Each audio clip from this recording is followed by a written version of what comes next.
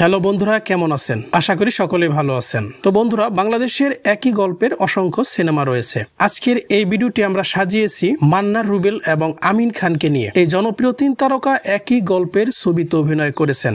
সেই রবির বিরুদ্ধে সাক্ষী দিতে সাহস করেছো? রবির পিছনে যে লাগে দুনিয়ার আলো বাতাস তার জন্য হারাম হয়ে যায়। তুই আমার বিরুদ্ধে সাক্ষী দিবি? তুই জানিস আমি কে? আমি লাল বাদশা। আমার বিরুদ্ধে তুই সাক্ষী দিবি? জানিস না থানার বাইরে কার আইন চলে? আমাকে শনাক্ত করার জন্য তুই থানায় যাবি? যা, তোর এমন হাল করবো যে নিজের চেহারা আয়নায় দেখতে চিনতে পারবি না।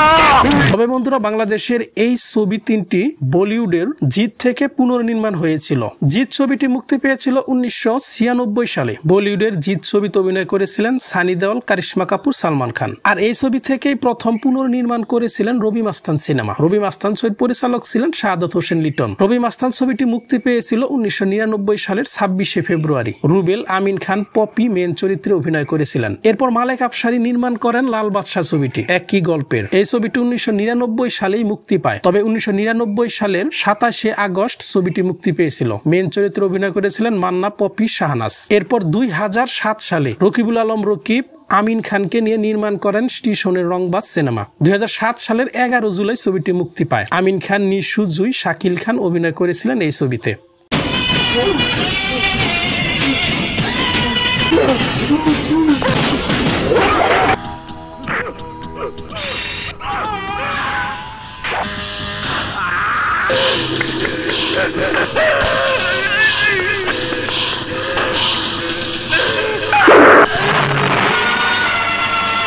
এই ছবির মূল গল্পটি হলো নায়ক একজনকে রাস্তায় প্রকাশ্যে খুন করেন। খুন করার সময় দেখে ফেলে নায়িকার বাবা। এই খুনের সাক্ষী দিতে চায় তিনি। এই খবর জানতে পেরে নায়িকার বাড়িতে এসে তার বাবাকে মারতে থাকে। নায়িকা এসে বাধা দেয় এবং নায়ককে চড় মারে। এরপর নায়ক মারতে গেলে নায়িকাকে দেখে প্রেমে পড়ে যান।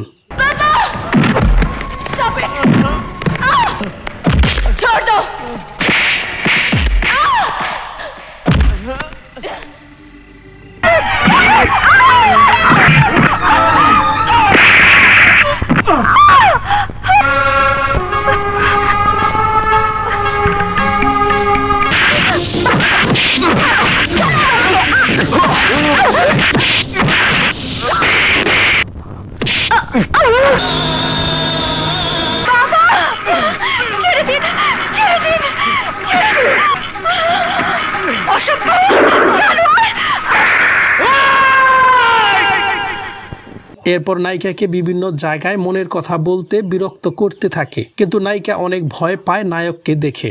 এরপর একদিন নায়িকাকে কিছু ভিলেন নষ্ট করতে চায়। নায়ক এসে বাঁচায়। নায়ক ছুরির আঘাতে আহত হন। তখন থেকে নায়কের প্রতি দুর্বল হয়ে পড়েন নায়িকা। এরপর নায়ক মাস্তান পথ ছেড়ে দেয়। দুজনের মধ্যে প্রেমের সম্পর্ক গড়ে ওঠে।